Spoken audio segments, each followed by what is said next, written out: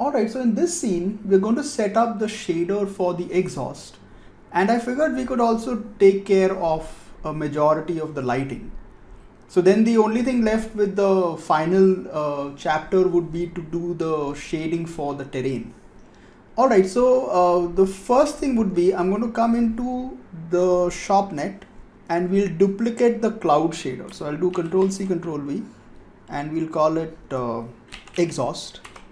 And I have also made two extra materials, one for the glass, because I want the front, like the side wall of the bus stop, to be glass. It's black right now, but I'll put it on later. And then I also have a material for the tube lights, which are in there, like those four. So I have a material for that.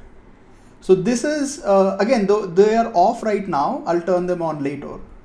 Alright, so let's just first assign the material to the exhaust. So I'll just pick this up, and in the shopnet we should have exhaust. And let's hit render and see what we're getting. So I'm just going to hit render view. Yeah, so it's very light because this is the same shader for the clouds, and the clouds are very light. So one of the things I want to do is I want to move this cloud out of the way because it's sort of blocking everything. So I'm going to just take the cloud. I changed the shapes of the atmosphere stuff into clouds, so it's easier to differentiate. I'm just going to move this out of the way, like up here, and then just maybe move it vertically up as well. Essentially, like, this area remains open so you can see the bus more clearly. Okay, so that's point number one. So now let's set up the shader for the exhaust. So I'll just come into shopnet and exhaust. So the first thing I want to do is let's bring down the old max to 1 and see what we're getting. So there you go. And lower the scatter coefficient, and we can up the absorption. Yeah, I think this looks decent. And let's make this slightly bluish. I think that would be nice. Yeah, somewhere there, but more grayscale. Now the next thing you want is I wanted to have like a little bit of glow in the middle. So what I can do is we can set the emission channel to density, and what that should do is it should okay, if it doesn't show up immediately, just stop and re-render, and that should show up again. Okay, so what I want to do is I want this to be like a blue color. That's way too much. So what you want to do is come into advanced and take the old max and increase that. So it will just, disappear down to just this much. And we can also adjust the color here. Let's make this black. Yeah, so we're able to just limit the glow. And then let's try to increase the scale. Yeah, there we go. So that looks nice. But we can again, let's just take this down. Yeah, so we just have like these middle points which are glowing, and then the rest of it is just fog or smoke essentially. We can try to increase the scatter coefficient to see if we get more dense. Okay, so this is fine, but what I would like to do is I want it to sort of fade out towards the bottom. So we can use the same volume warp that we had built for fading out the fog, and we can add it to our exhaust. So what I can do is I can just come into the fog, or let's come into the cloud. It's there on the cloud as well. And this fellow, like we had renamed it to fade. So let's call it fade. So I can just do Control C and come into exhaust and press Control V, and we'll connect it.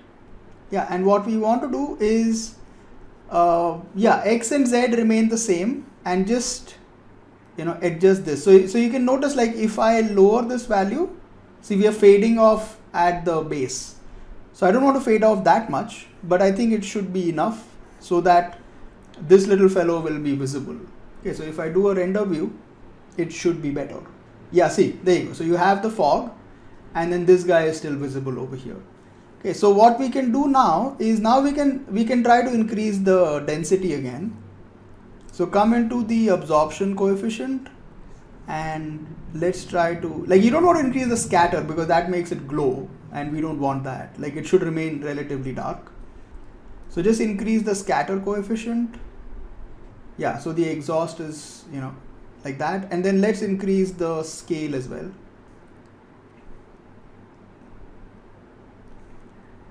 Yeah, let's do one thing. Let's just come in here. You can make some minor adjustments, like I can take this and take it higher. Yeah, I think this is good. Yeah, perfect. Okay, so now let's do one thing. Let's just, I'm going to bring in the glass material and the tube light material. So what I've done is I went into the bus stop, and these are the tube lights, and then this is the glass, like we marked that. So this is the glass. Okay, so I've assigned the materials at the base over here. Okay, so I have one material here for glass, and I have one material here called tube lights. And so I can just take the tube lights, come into the overall area, and you'll find something called emission. So give it emission and then just get the weight up to 2, and it'll give out a little bit of light, like not a lot, but that's okay because we don't really need it for light emission. And the second thing I want to do is we're going to bring in the glass. So what we'll do is we'll just take the simplest option is you can just change the preset to glass, and that kind of works. But I just made it all 0 right now. So take the reflection weight and make it 1. And then take the refraction weight and make it 1. And you'll be able to see, there you go. It becomes transparent. But I want to make the glass slightly pinkish as well. So I'm going to do that. Yeah. And then also I want to blur it a bit. So come into the reflection and just up the roughness. So it sort of blurs out. Okay, now this is not enough to give out light, and our little fellow here is not really being highlighted at all. So what you can do is we can add an additional light. So what I've done is I've already added one here. So let me just turn that on. And if I press spacebar G, you should be able to see it. There you go. Yeah, it doesn't show because of all the fog. Yeah, so I have a simple, navigation has become a bit of an issue because the scene is too big. But anyway, so there is the light, and what I've done is I've given it a slight pink color to match the color of the tube lights, and the intensity is at 30. Now what I've also done is I've increased the volume contribution scale so that it affects the volumes as well, and I'll take the samples up to 64.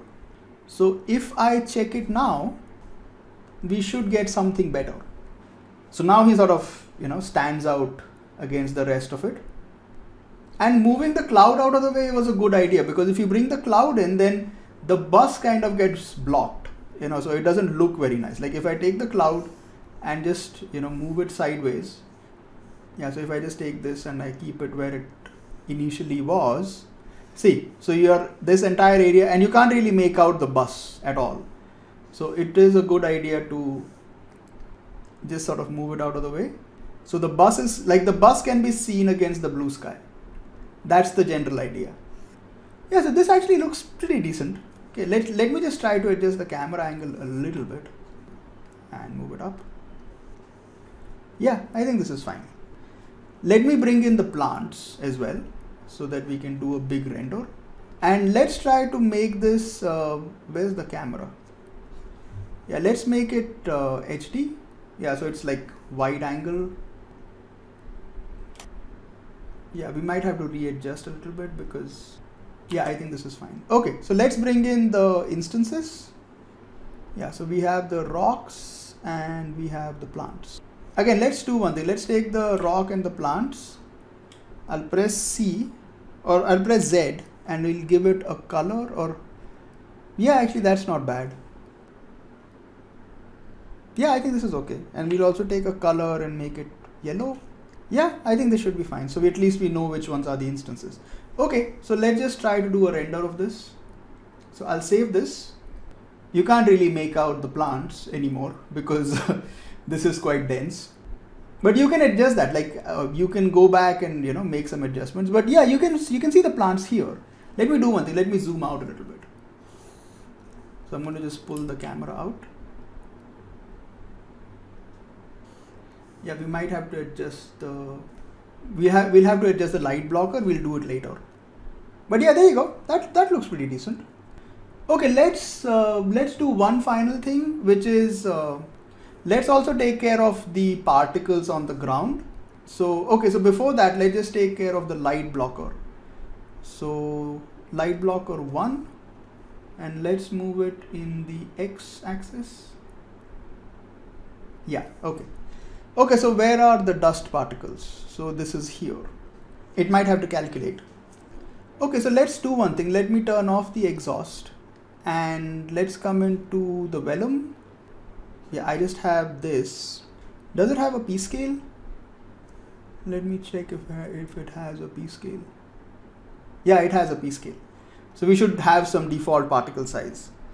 Okay, so let's do one thing. Let's assign it the same material. So we'll just assign it basic, which is in the material net, and come to redshift and particles and say render object as particles.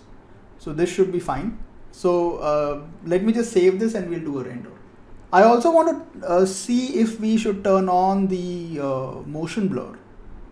So we'll just come into motion blur and turn on enable and enable instances and particle blur, so that this sort of, blurs a little bit. Okay, let's hit render, see what we get. Yeah, there we go. Okay, let's do one thing. Let's just hit a region render. Yeah, let's do one thing. Come into the vellum. We're going to lower the global scale multiplier to about 0.2.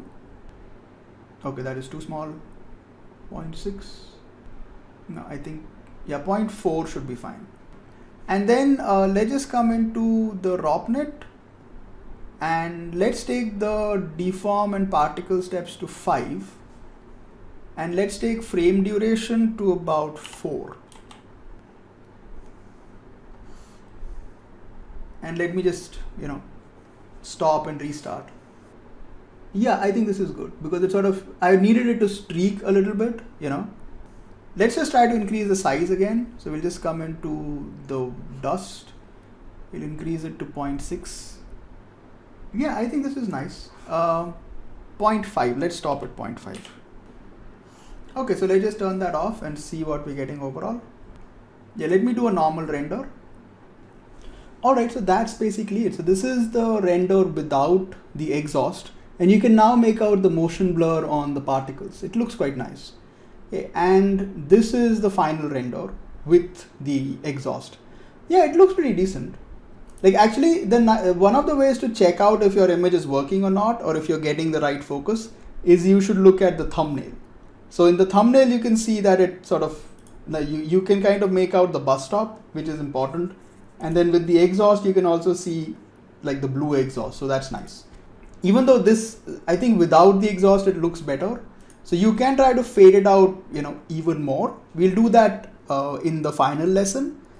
Now, one more thing I think which needs to be worked out is that even though these aren't overlapping, but you have one volume in front of another, which tends to cause more noise.